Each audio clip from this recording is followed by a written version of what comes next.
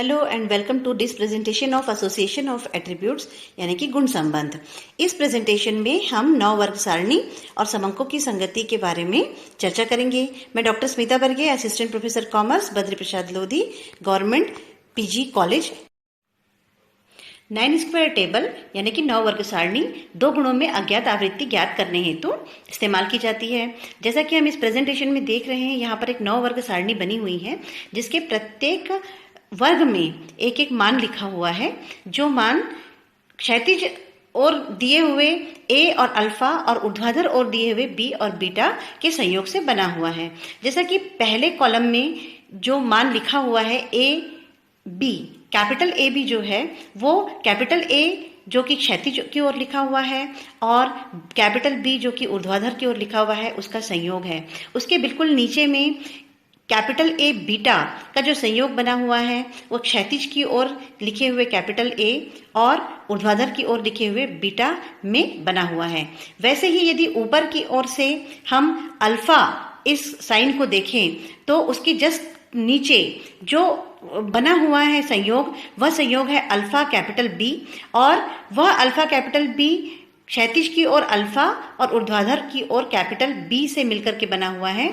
उसके ठीक नीचे जो संयोग बना हुआ है अल्फा बीटा, वह क्षैतिज अल्फा और ऊर्ध्वाधर बीटा से मिलकर के बना हुआ है। इस तरह से हम इन्हें अंतस्थ आवृत्तियां कहते हैं। ये 4 संयोग आवृत्तियां हैं जो कि अल्फा, ए, बीटा और बी से मिलकर के बनी हुई हैं। इसके अलावा हमें यहाँ पर जो आवृत्तियां दिखाई दे रही हैं, इसमें यदि हम क्षैतिज की ओर जाएं तो पहले पंक्ति में दिया हुआ है कैपिटल बी। कैपिटल बी जो है वह प्रेजेंट करता है बी गुण को, कुल जो गुण होते हैं बी के उसको प्रेजेंट करता है। उसके नीचे दिया हुआ है बीटा, वह बीटा के कुल गुणों को प्रेजेंट करता है। वैसे ही यदि हम ऊर्ध्वाधर की ओर आए तो कैपिटल ए के कुल गुणों को और अल्फा के कुल गुणों को निर्धारित करता है या उसे प्रस्तुत करता है। अब हमें एक और आवृत्ति दी हुई है एन कुल अवलोकनों की संख्या है, और यह कुल अवलोकनों की संख्या हमें प्रश्न में दी जाती है जिसके आधार पर इन गुणों का वर्गीकरण किया जाता है। इस 9 वर्ग आवृत्ति के आधार पर जो समीकरण हमें प्राप्त होते हैं, इसको हम इस तरह से दे सकते हैं। ऊर्ध्वाधर ओर यानी बीटा की ओर से जिस तरफ हम देख रहे हैं उसकी तरफ से जो हम जोड़ करते हैं तो उससे हमें जो समीकरण मिलते हैं वह समीकरण है capital A capital B plus A alpha equals to A. इसका मतलब अज्ञात आवृत्तियां ज्ञात करते समय कैपिटल ए कैपिटल बी और कैपिटल ए बीटा यदि हमें ज्ञात हो तो हम ए का मान ज्ञात कर सकते हैं। दूसरा समीकरण है alpha capital B plus alpha beta equals to alpha, और तीसरा समीकरण है capital B plus beta equals to N. इस तरह से ऊर्ध्वाधर जोड़ के आधार पर बी और बीटा जिस तरफ हमको दिया हुआ है उस तरफ से जब हम जोड़ लगाते हैं तो हमको ये समीकरण ज्ञात होते हैं। हॉरिजेंटल या क्षैतिज जोड़ के आधार पर यानी जो ए और अल्फा का मान हमको दिया हुआ है उसके आधार पर जब हम समीकरण बनाते हैं तो उसमें समीकरण बनते हैं capital A capital B plus alpha capital B equals to capital B. यह हमारा पहला समीकरण है। दूसरा समीकरण आता है capital A beta plus alpha beta equals to beta, यह हमारा दूसरा समीकरण है। और तीसरा समीकरण होता है A plus alpha equals to N. इस तरह से हम इन 3 समीकरणों को क्षैतिज आधार पर गणना कर सकते हैं। इसके अलावा यदि हमें एन यानी कि कुल अवलोकनों की संख्या ज्ञात करनी हो तो हम अंतस्थ 4 जो आवृत्तियां हैं यदि उनका आपस में योग कर देते हैं तो हमें एन प्राप्त हो जाता है। ये है capital A capital B plus A alpha plus alpha capital B plus alpha beta. इन समीकरणों की सहायता से यदि कोई एक समीकरण में चर अज्ञात हो तो हम उसकी गणना कर सकते हैं। कंसिस्टेंसी ऑफ डाटा या समंकों की विश्वसनीयता। यदि किसी समंक के संकलन या संपादन या सारणीयन में किसी तरह की त्रुटि ना हो तो इसे संगति पूर्ण कहा जाता है।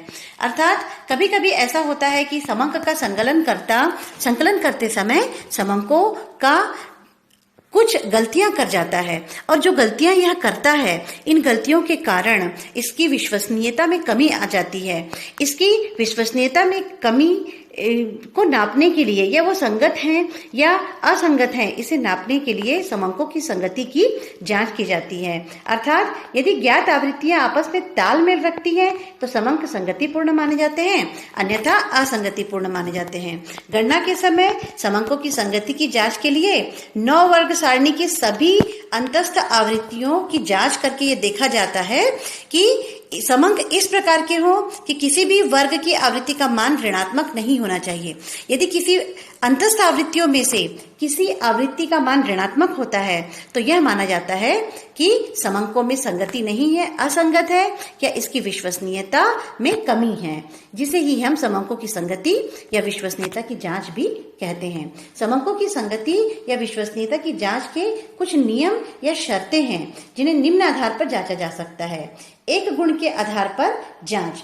जब हम एक गुण के आधार पर समंकों का जांच करते हैं तब पहला नियम है capital A is not less than 0। Capital A का मूल्य 0 से कम नहीं होना चाहिए, क्योंकि ऐसा होने पर कैपिटल A ऋणात्मक हो जाता है। और दूसरा नियम है capital A is not more then n।